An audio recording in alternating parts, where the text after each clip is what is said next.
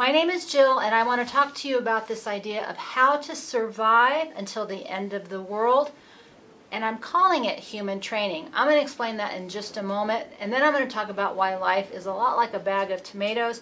But before we do that, I want to play a short audio clip. The video won't exactly match because some of these things, it's very difficult for me to communicate them in a conversational manner. I need to write them down and record them. So this is the crux of what I'm trying to say. So we're going to take a deep breath, and I will see you on the other side.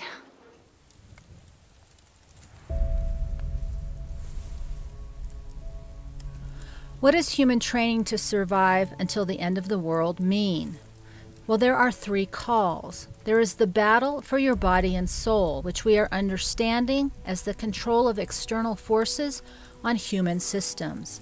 There is the field on which this battle falls, coming into view as the end of this world as we knew it.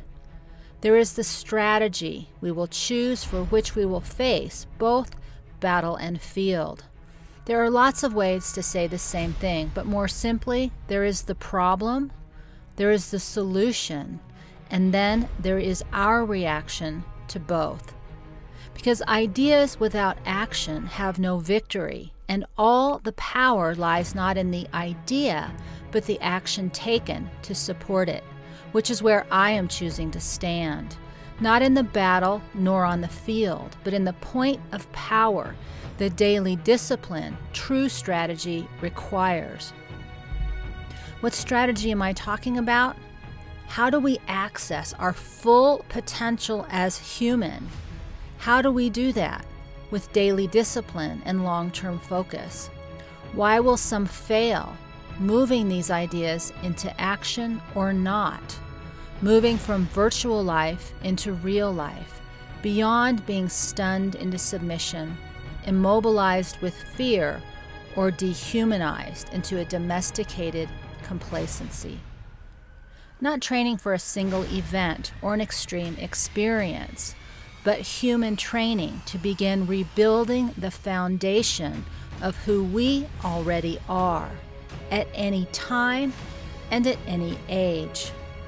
Only our commitment, vigilance, and dedication to the life we want as we live on the brink of a world that is collapsing, searching for a bridge few will reach. But the bridge is not the goal. Who we choose to be in that search is fully human, fully alive, fully engaged, fully realized, fully man, fully woman, fully human. What are you doing every day for the rest of your life as we face the end of this world as we knew it?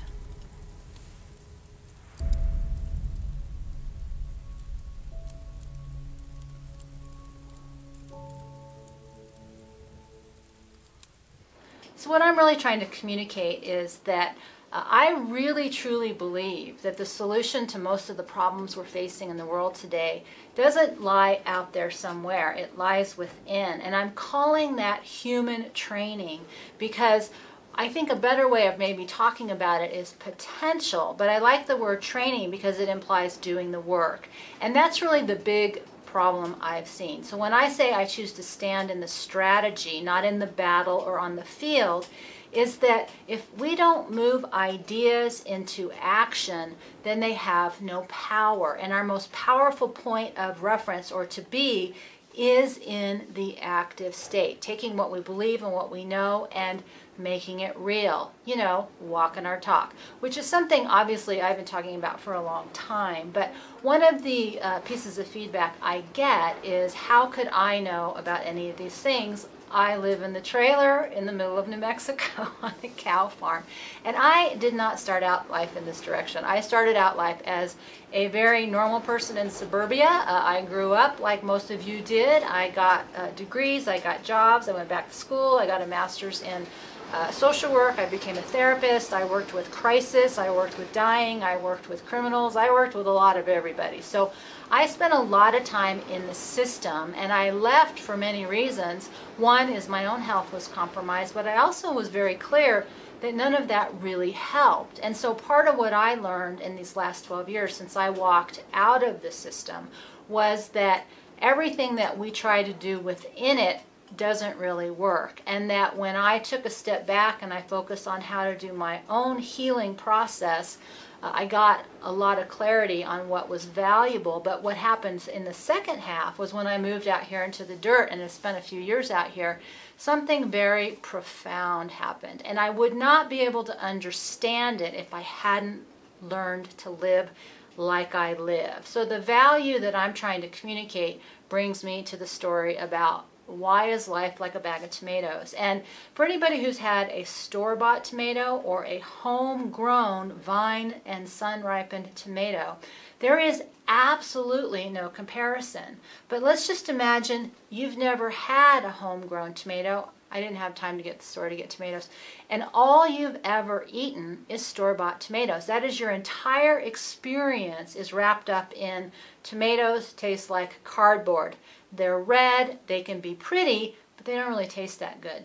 Then comes the day that you have a homegrown tomato, and all of a sudden the lights go on, and it's like, wow, this doesn't even compare. I don't even know how you can call these the same thing.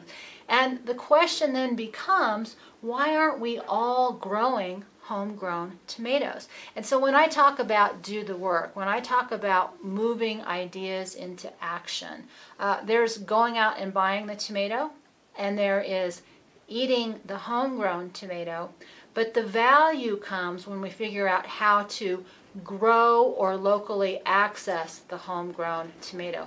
And that takes a lot of work. Anybody who's done farming or ranching or even just tried to raise a family or a garden understands that the good, yummy tomato doesn't just magically appear in your garden. You know, those little weird green worms that always show up. So it takes a lot of work to make that garden grow, and even more, often years before that incredibly sumptuous red tomato is just a normal part of your day. And that's really what I'm talking about when I talk about human training. And what I see as the solution, or one of the solutions to almost every problem that's facing us, whether it's a health problem, whether it's a mental health problem, a physical health problem, whether it's stress, whether it's what's going on with artificial intelligence and what's going on with social engineering. Everything that we are experiencing in this world today is moving us away from this idea of what it actually means to be human. So when I made that video the other day that says, I'm ready to challenge how we even define human, what does it mean to be human? I don't even think we've remotely tapped the potential of what it means to be human. And I believe the solution to our survival is in our humanity, and that nobody can give that to us. That is something we have to choose to fight for, and that is what I want to do with you. I don't want to talk about the problem. I don't even want to spend much time on the solution. I want to get to the point, or to the idea about why is it so hard for us to move into the solution, to take those ideas that we know to be true or that we might believe to be true and move them into action that we do every single day. Because the other thing I've learned about all of this is it's the daily discipline, it's the day in and the day out that creates change, with the eye on the long-term strategy.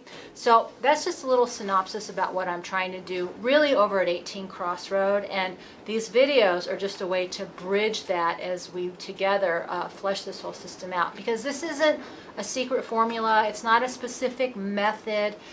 What I'm learning is that these are all the things that humans did naturally and normally over the course of their life if you study indigenous and ancient cultures.